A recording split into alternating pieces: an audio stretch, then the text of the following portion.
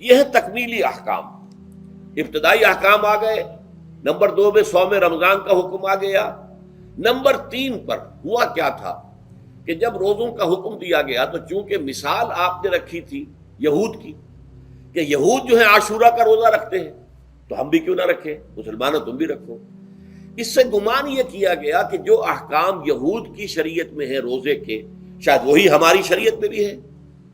اور ان کی شریعت میں یہ تھا کہ رات کو سو گئے تو روزہ شروع ہو گیا، اور وہ روزہ اب نہ کوئی سحری ہے نہ رات میں کے دوران کوئی میاں اور بیوی جو ہے وہ ہم بستری کر سکتے ہیں، بلکہ یہ کہ وہ روزہ صبح سے لے کر پھر جب رات کے بعد صبح آئے گی، صبح سے پھر دوپہر اور شام اور غروب آفتاب پر جا کر روزہ ختم ہوگا.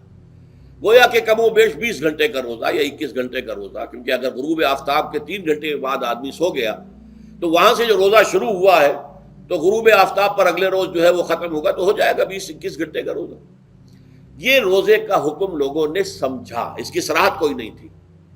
لیکن لوگ جو ہے چونکہ صراحت منفی بھی نہیں تھی مثبت بھی نہیں تھی، لہذا وہ رات کے وقت میں جب دن ہوتے تھے روزوں کے، ان کی راتوں میں وہ اپنی جو بھی ایک طبعی ضرورت ہے، جو ہم بستری ہے میاں اور بیوی کی، شوہر اور بیوی کی، وہ کر گزرتے تھے.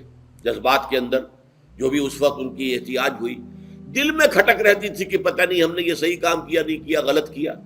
تو اس سے یہ کہ ظاہر بات ہے کہ پھر قرآن مجید اسے قرار دے رہا ہے اپنے آپ سے خیانت کرنا. جب انسان اپنے ضمیر کے خلاف کوئی بات کر رہا ہو تو چاہے وہ بات صحیح ہے لیکن وہ اسے گناہ سمجھ کے کر رہا ہے تو اس نے تو گناہ کیا. وہ اپنے آپ سے تو خیانت کر رہا ہے. ایک شخص ہے وہ بکری کا گوشت کھا رہا ہے لیکن سمجھتا یہ کہ یہ سور کا گوشت ہے، تو اس نے تو سور ہی کا کھایا نا، اس نے بکری کا تو نہیں کھایا، لیکن اس نے سمجھا یہ کہ یہ سور کا گوشت اور کھا رہا ہے. تو اس حوالے سے ایک دغدغہ سا دل میں رہتا تھا، پریشانی. تو اب جو یہ 5ویں آیت ہے، طویل ترین آیت ہے اس سلسلے کی، اس میں روزے کے تکمیلی احکام آ گئے جو ابدی ہیں، آج تک قائم ہیں اور قیامت تک قائم رہیں گے. فرمایا احل لکم لیلۃ الصیام الرفث الی نسائکم، اے مسلمانوں روزے کی راتوں میں تمہارے لیے حلال کر دیا گیا ہے اپنی بیویوں سے اپنی خواہش کا پورا کرنا. رفث الی نسائکم ہن لباس لکم وانتم لباس لہن، وہ تمہارے لیے بمنزلہ لباس ہیں. جیسے لباس کے اور انسان کے بدن کے درمیان کوئی حجاب نہیں ہوتا، ایسے ہی شوہر اور بیوی کے درمیان بھی کوئی حجاب نہیں رہتا. ہن لباس لکم وانتم لباس لہن. اور ویسے بھی ایک معنی میں کہ جیسے لباس آپ کو گرمی کی شدت سے بچاتا ہے، ورنہ ہو سکتا ہے کہ تیز دھوپ جو ہے جو عرب میں ہوتی تھی وہ تو آپ کی کھالوں کو جلا دے، تو یہ حفاظت کا ایک ذریعہ بھی ہے. اسی طریقے سے شوہر کے لیے بیوی اپنی عفت و عصمت کو برقرار رکھنے کے لیے ایک ذریعہ ہے کہ کہیں حرام میں منہ نہ مارے. بیوی موجود ہے، حلال ذریعے سے اپنی خواہش پوری کرے. اور بیوی کے لیے شوہر اسی طریقے سے ایک ڈھال بن جاتا ہے کہ اسے خام خواہ ادھر ادھر دیکھنے کا کوئی خیال بھی کبھی نہ آئے، اس کی جو بھی نفسانی خواہش ہے اس کی شوہر پورا کر رہا ہے. تو اس اعتبار سے بھی ہن لباس لکم وانتم لباس لہن. علم اللہ انکم کنتم تختانون انفسکم، اللہ کے علم میں ہے کہ تم اپنے آپ سے خیانت کر رہے تھے. اس کی وضاحت میں پہلے کر چکا ہوں کہ دل میں یہ دغدغہ تھا کہ یہ حرام کام اور کر رہے ہیں. یہ گویا کہ اپنے آپ سے خیانت، اللہ سے بغاوت نہیں تھی. کیوں کہ اللہ تعالیٰ کی طرف سے تو حکم تمہیں معلوم تھا ہی نہیں ابھی آیا اس کی اجازت ہے یا نہیں ہے، لیکن اپنے آپ سے تو خیانت کر رہے ہو نا. تم یہ سمجھ رہے تھے کہ یہ نہیں ہونا چاہیے، یہ گویا کہ ممنوع ہے اور کر رہے تھے. تو اس کو کہا کہ تم اپنے آپ سے خیانت کر رہے تھے.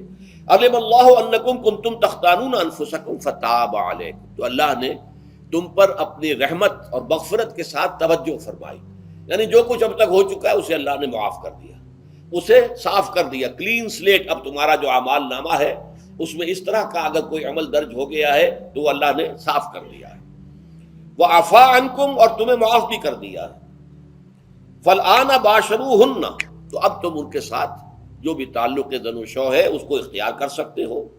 فالآن باشروہن وابتغوا ما کتب اللہ لکم، اور حاصل کرو وہ کچھ اللہ نے تمہارے لیے لکھ دیا ہے. یہ تعلق زن و شے سے 2 چیزیں ہیں کہ جو مقصود ہیں. ایک تو سب جانتے ہیں اولاد، ہر انسان کی خواہش ہوتی ہے کہ میری نسل کا تسلسل باقی رہے. لیکن نمبر 2 ایک شے اور ہے، قرآن مجید میں بیان کیا گیا، بولے تسکنوا الیہا، اس میں ایک سکون ہے، اس میں جو بھی عمل ہے مباشرت کا، اس میں ایک اعصابی طور پر سکون کی کیفیت انسان کو حاصل ہوتی ہے، تو یہ بھی مطلوب و مقصود ہے۔ تو ما کتب اللہ لکم، تمہارے لیے اللہ نے اس میں ایک تو اولاد کا معاملہ رکھ دیا ہے، اور ایک تمہارے لیے سکون کا، لتسکنوا الیہا، تاکہ تم ان کی طرف توجہ